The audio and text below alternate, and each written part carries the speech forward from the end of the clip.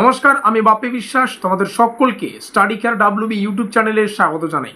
বিদ্যাসাগর বিশ্ববিদ্যালয়ের অনেক ছাত্রছাত্রীর এখন একটাই প্রশ্ন, ষষ্ঠ সেমিস্টারে যদি কোনো সাবজেক্টে ব্যাকলগ থেকে থাকে বা ফেল করে থাকো তাহলে কি সপ্তম সেমিস্টারে ভর্তি হওয়া যাবে না, নাকি আগে সব পেপার পাস করতেই হবে তবেই আমরা সপ্তম সেমিস্টারে উঠতে পারবো। অনেকেই ভাবছো যে সপ্তম সেমিস্টারে ওঠার জন্য হয়তো কোনো পার্সেন্টেজের গল্প রয়েছে, 75% না পেলে হয়তো আমরা সপ্তম সেমিস্টারে উঠতে পারবো না।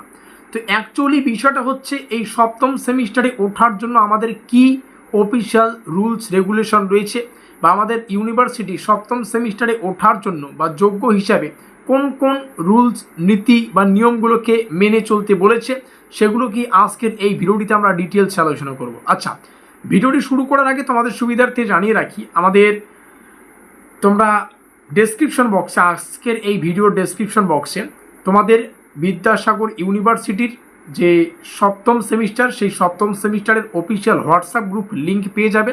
সেখানে ক্লিক করে আমাদের সপ্তম সেমিস্টারের অফিসিয়াল হোয়াটসঅ্যাপ গ্রুপে যুক্ত হয়ে নাও, কারণ সেমিস্টারের শুরু থেকে পরীক্ষা পর্যন্ত প্রত্যেকটা অফিসিয়াল আপডেট আমরা সর্বপ্রথম আমাদের এই হোয়াটসঅ্যাপ গ্রুপেই দিয়ে থাকবো। তোমরা স্ক্যানারও দেখতে পাচ্ছ, সেটা স্ক্যান করে আমাদের সপ্তম সেমিস্টারের অফিসিয়াল হোয়াটসঅ্যাপ গ্রুপে যুক্ত থেকে প্রত্যেকটা আপডেট সবার আগে পেতে পারবে। আর একটা গল্প, এখানে আমাদের অফিসিয়াল যোগাযোগ নম্বর দেখতে পাচ্ছ, এখানে যোগাযোগ করে তোমরা সপ্তম সেমিস্টারের কিন্তু যে সাবজেক্টগুলো রয়েছে সেই সাবজেক্টগুলোর একদম 100% অফিসিয়াল সিলেবাস এবং অফিসিয়াল কোশ্চেন প্যাটার্নের উপর ভিত্তি করা এক্সাম ওরিয়েন্টেড নোটপত্রগুলো আমাদের কাছে সংগ্রহ করে তোমরা তোমাদের প্রিপারেশনটা নিতে পারছো। আমাদের এই নম্বরে যোগাযোগ করে প্রত্যেকটা বিষয় জেনে নিতে পারো ডিটেলসে। তো প্রথমেই ষষ্ঠ সেমিস্টারের কথাটা বলি, তাহলেই আমরা ধীরে ধীরে আজকের এই ভিডিওর মূল তথ্যে প্রবেশ করতে পারবো। বিশ্ববিদ্যালয়ের অফিসিয়াল রুটিন অনুযায়ী আমরা 2026 সালের যে ষষ্ঠ সেমিস্টারের তথ্য সেটা দেখতে পারি। 11 জুলাই আমাদের পরীক্ষা শুরু হয়, এরপর বিভিন্ন পেপারের পরীক্ষা ধারাবাহিকভাবে অনুষ্ঠিত হয় এবং প্র্যাকটিক্যাল পরীক্ষা 20 জুলাই থেকে 27 জুলাই পর্যন্ত সুসম্পন্ন হয়। মানে ষষ্ঠ সেমিস্টারের একটা ওভারঅল যে ভিউ, আমরা পরীক্ষা দিয়ে আসলাম, কবে শেষ হলো, এই তথ্যটা দিয়ে রাখলাম। এবার আসি সবচেয়ে গুরুত্বপূর্ণ প্রশ্নে।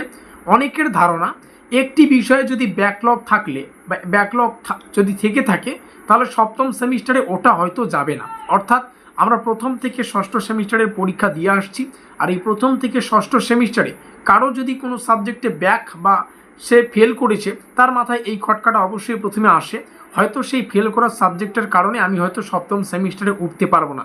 কিন্তু বিদ্যাসাগর বিশ্ববিদ্যালয়ের বর্তমান যে 4 বছরের আন্ডার গ্র্যাজুয়েশনের রুলস রেগুলেশন তথ্য রয়েছে, এটা যাচাই করে এমন কোনো স্পষ্ট নিয়ম পাওয়া যায়নি যেখানে বলা হয়েছে যে শুধুমাত্র ব্যাকলগ থাকার কারণে সপ্তম সেমিস্টারে ভর্তি হওয়া যাবে না।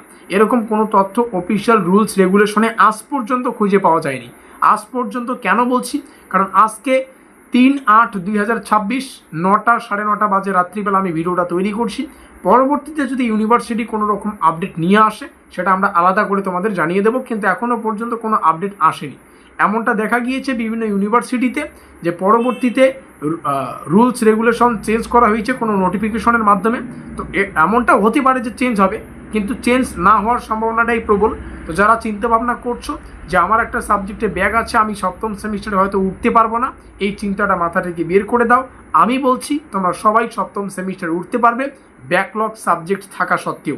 অফিসিয়াল নিয়ম অনুযায়ী 3 বছরের আন্ডার গ্র্যাজুয়েট প্রোগ্রাম অর্থাৎ প্রথম থেকে ষষ্ঠ সেমিস্টার সুসম্পন্ন করার পর শিক্ষার্থী কিন্তু ব্যাচেলার্স ডিগ্রি অর্জন করে এবং অনার্স প্রোগ্রামের শিক্ষার্থীরা চতুর্থ বর্ষ অর্থাৎ 7 সেমিস্টারে প্রবেশ করে। 7 এবং 8ম সেমিস্টার ক্লিয়ার করলে সেখানে দুটো গল্প আছে, একটা অনার্স উইথ রিসার্চ রয়েছে, একটা অনার্স উইদাউট রিসার্চ রয়েছে, সেটা একটু পরে বলছি। তো ব্যাপারটা এতটুকু অবধি জানতে পারলাম যে ব্যাকলগ থাকলেও সপ্তম সেমিস্টারে উঠতে পারবো। এখানে অনেকের প্রশ্ন পার্সেন্টেজের গল্প, হয়তো 7 সেমিস্টারে ওঠার জন্য আমাদের 75% নম্বর লাগবে, এমনটাও অনেক স্টুডেন্টের ধারণা রয়েছে।